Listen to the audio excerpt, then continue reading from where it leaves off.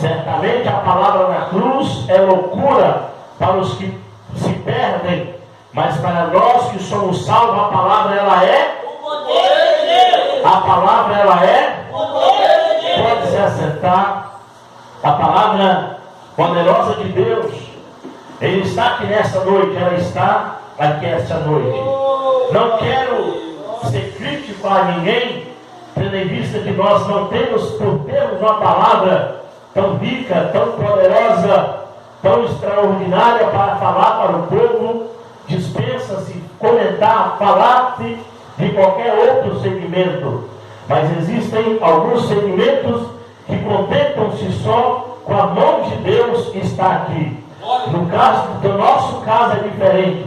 Não só a mão do nosso Deus está aqui, mas todo o nosso Deus, aleluia, Ele está aqui nessa noite. Glória a Deus, aleluia. O nosso Deus, Ele está neste tabernáculo esta noite. O que fez diferença naquela época, o que fez diferença na vida da humanidade, foi exatamente a palavra de poder. A palavra de poder. Irmãos, por mais que a pessoa estude, por maior que seja o teólogo, por maior que seja o entendimento da pessoa, a formação da pessoa, no seu expressar, para o seu melhor expressar a palavra, isso não vai gerar nenhum poder. A palavra ela é poderosa por ela mesma, independente do nível cultural da pessoa, se ele fala bem ou não fala tão bem, se ele tem português correto ou ele não tem o português correto. É uma coisa interessante, é que a palavra de Deus, por ela é poderosa. A palavra de Deus, ela é restauradora. A palavra de Deus, ela é transformadora. E a palavra de Deus, aleluia, ela traz vida. Eu quero me escorrer nessa noite no encerramento ou no agradecimento desta campanha, talvez até mesmo já preparando assim a comunidade local, a igreja, para uma nova campanha, nós já estamos alicerçados nesta palavra poderosa.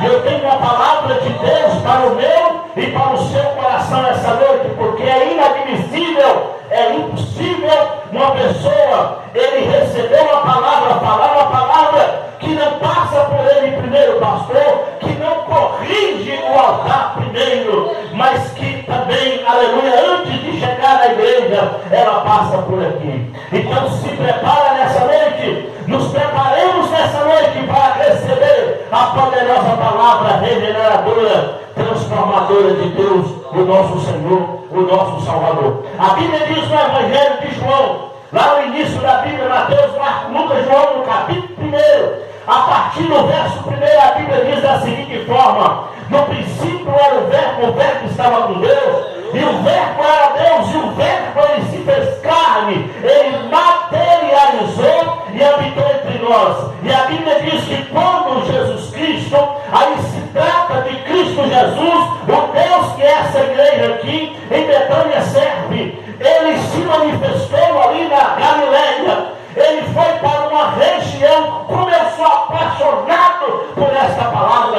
ele passa por todo aquele processo que todos sabem, manifesta-se, levanta-se para o seu ministério, vai até as margens do Rio Jordão, para ele ser batizado por João Batista, para se cumprir ali a palavra, como um sinal de obediência total e submissão total à vontade de Deus. Ele vai para o deserto, é tentado, é esmerilado ali pelo inimigo, resiste o inimigo pelo poder soberano da sua palavra e diz: nem só de pão viverá o homem, mas de toda a palavra que procede da boca de Deus. E vai para trás de mim, Satanás, porque a palavra que é poderosa, eu não vou encurtar as suas artimanhas.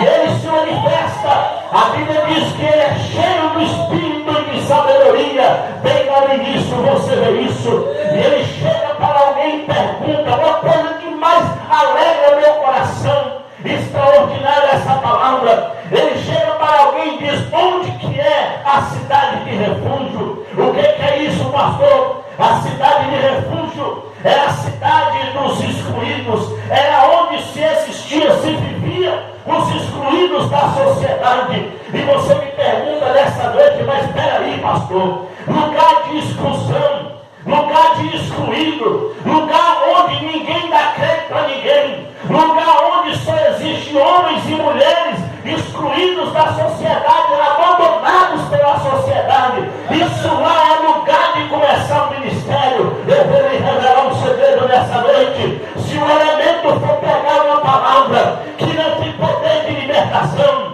se o elemento for pegar uma palavra que não tem poder de regeneração, se o elemento for pegar uma palavra que não tem poder de santificação, ele não pode iniciar o seu ministério numa cidade ou num lugar de refúgio, num lugar onde existem pessoas excluídas da sociedade. Mas se o elemento for pegar a palavra poderosa que restaura, que transforma, que regenera, que levanta o homem da sarjeta, que levanta a mulher da sarjeta, como nós ouvimos testemunho aqui essa noite, ele pode sim começar o seu ministério no lugar de refúgio, ele pode começar o seu ministério na cidade dos excluídos, porque o evangelho que nós pregamos, ele é poderoso para libertar, ele é poderoso para transformar.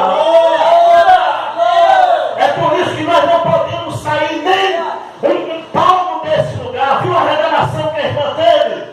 Segunda-feira nós estávamos lá em cima clamando forte, buscando forte em meio na encruzilhada ali, clamando forte. E alguém chegou e se manifestou. Duas pessoas se manifestou, uma era uma criança e a segunda era um adulto. Diga-se de passagem, pastor de uma igreja se manifestou e chegou e bateu no peito e falou: eu quero saber por que vocês estão fazendo o culto aqui todos os dias agora na porta da minha casa. Vai de dentro, Satanás! O evangelho que nós pregamos, ele é poderoso para libertar. Nós não podemos arredar o pé. Mas por que, pastor, que nós não podemos arredar o pé? Porque o evangelho que nós pregamos é poderoso para libertar. O evangelho que essa igreja prega é poderoso para libertar. O evangelho que essa congregação prega é poderoso para libertar. Aí o Senhor chega e pergunta: onde é a cidade de refúgio? E alguém fala: o que o senhor quer? O senhor é brasileiro? Sim, sou brasileiro. Você é ungido de Deus? Sim, sou ungido de Deus. Mas você não pode ir na cidade de refúgio. E você sabe por que ele não podia ir na cidade de refúgio? Porque lá na cidade de refúgio existiam pessoas, só existiam pessoas que eram intocáveis. Lá existiam pessoas que foi condenado pelo sacerdote por ele ser leproso. Lá existiam pessoas imundas que não podiam voltar para a sociedade, como aquela pobre mulher que ficou 12 anos afastada da sua família, esperando que alguém lá lhe fosse resgatar, e ninguém foi lá resgatar. Mas um dia a Bíblia diz, no Evangelho de São João, capítulo de número 8, eu queria que os pastores me ajudassem aqui, por favor, versículo de número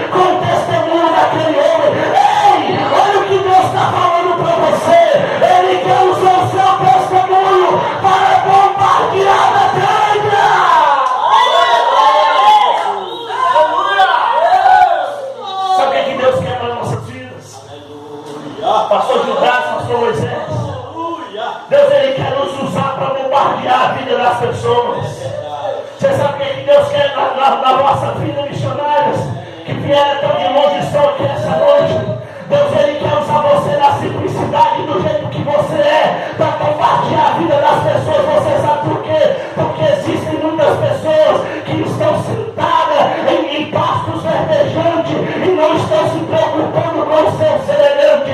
Mas Deus ainda quer levantar alguém que vá no encontro do perdido, do excluído, e que acredita em quem ninguém acredita.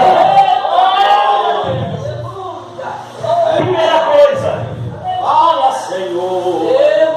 vamos no Evangelho, vamos trazer a palavra. Vamos no Evangelho da graça, como esse Evangelho poderoso que nós pregamos, pastor José. No livro de Mateus, capítulo de número 4, versículo de número 14, a seguir até o 17. Ele diz da seguinte forma: Jesus de Nazaré, ele se levanta e se manifesta. E ao invés de ele ir para os palácios, eu não tenho nada contra quem entrega nos palácios, pelo amor de Deus, misericórdia. Ao invés de ir nas grandes catedrais, eu também não tenho nada contra quem entrega nas grandes catedrais.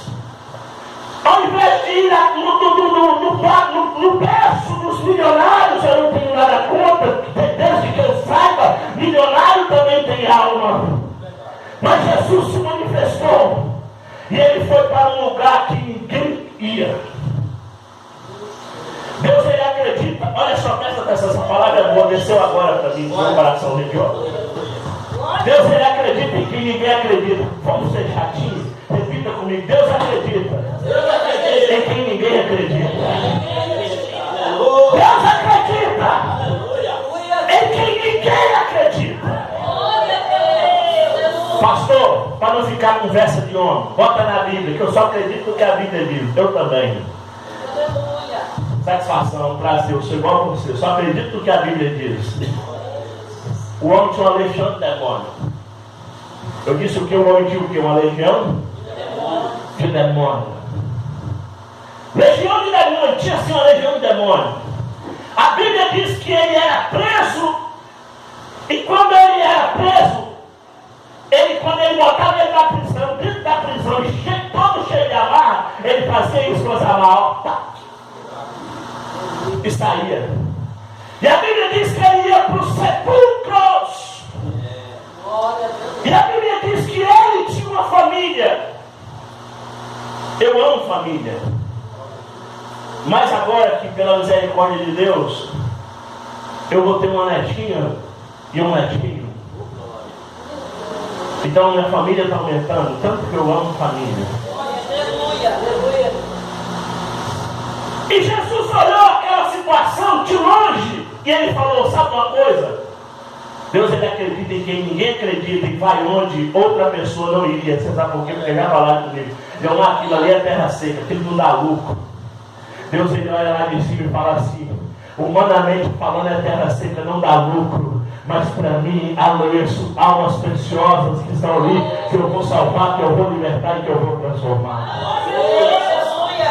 A Bíblia diz que aquele homem estava numa situação terrível, inconsciente, cheio de demônios. Jesus pega um barquinho, atravessa. Eu não vou me ater à situação da tempestade do mar, porque não é o tema da mensagem esta noite.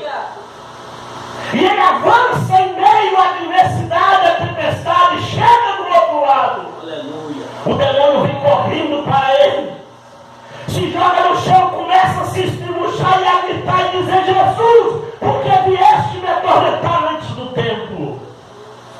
Jesus olha para aquele elemento, expulsa aquele demônio, aquela legião de demônio. E aquele homem agora senta-se em juízo. E a primeira atitude que ele tem é de dizer, Jesus, eu quero ir após o Senhor. O Senhor Pai falou assim, não, você não vai vir após mim. Olha quem Deus usa. Olha a pessoa que Deus quer usar para impactar não uma cidade, mas sua região metropolitana. O Senhor pega o homem da sepultura, excluído da sociedade, o homem que nem prisão para ele tinha. Vivia nu pelos campos, uivando como um lobo feroz, possesso de demônio.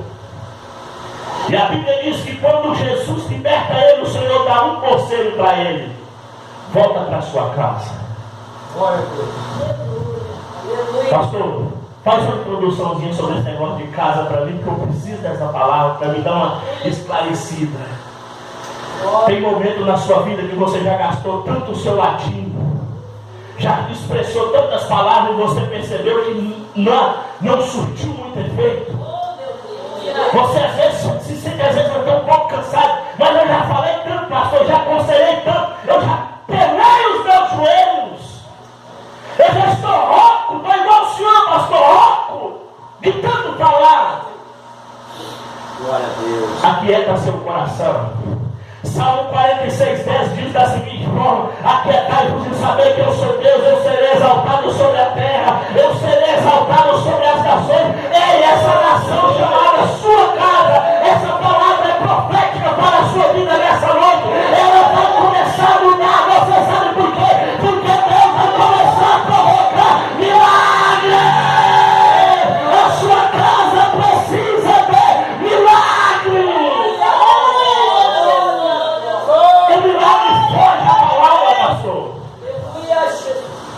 O milagre tira as palavras. E agora aquele homem, a Bíblia diz que Jesus falou assim: volta para sua casa e diz para os seus como Deus foi bom para com você. E a Bíblia diz que ele volta e ele entra na cidade, todo mundo começa a olhar: está vindo ele, está vindo ele. Mas quando os passos pareciam, mas quando eles começam a observar, a ver a fisionomia daquele homem, aleluia, olha o que o Evangelho faz na vida de uma pessoa. O Evangelho traz mudança. Se você não tem visto o resultado, é porque o Evangelho ainda não entrou. Quando o Evangelho entra, ele traz mudança, ele traz a marca, ele faz diferença naquela vida. E a Bíblia diz claramente que aquele homem senta na porta da cidade. Você sabe por que Deus vai te honrar? Você sabe por que é porta da cidade? Você sabe o que o milagre faz na sua vida? Que a mudança de Deus na sua vida faz por você? Porta da cidade é referência. Antes ele era uma referência o quê? Negativa. Quando o Evangelho entra, quando a libertação chega, quando a plenitude da palavra chega, quando o inimigo ele é torado no meio, através da oração, a pessoa recebe um milagre e agora ele passa a ser uma referência naquela cidade. E ele simplesmente, consequência do milagre, senta. Ele senta e a cidade vem após ele, todos começam a olhar para ele. Qual era a pregação que ele pregava? Nenhuma. O testemunho dele. Glória a Deus, aleluia. O seu testemunho é a sua maior pregação. A Bíblia diz que aquele homem não tinha ministério, carteirinha ou roupa denominacional nenhuma. Ele não tinha uma credencial no reino. Ele tinha, sabe o que, pastor? Testemunho. O testemunho daquele homem era o carro-chefe do seu ministério. Gostei dessa palavra. O testemunho é o carro-chefe do ministério. E as pessoas olhavam para ele, muitos tinham dúvida, mas olha o que é o Evangelho. Fica, você não é o gadareno? Sim, sou eu. É porque continuou sendo gadareno, você sabe por quê? Porque Gadara era a cidade que ele morava e era uma das 7 cidades que compunha Decápolis. Desculpa, 10 cidades que compunha Decápolis. Era uma região metropolitana riquíssima. E aquele homem parou ali, as pessoas olhavam para ele e faziam a pergunta e ele respondia: sim, sou eu mesmo. E o que aconteceu com você? Eu me encontrei com Jesus. E olhava para o outro. A Bíblia diz, os outros inventando, a Bíblia diz que eles levantaram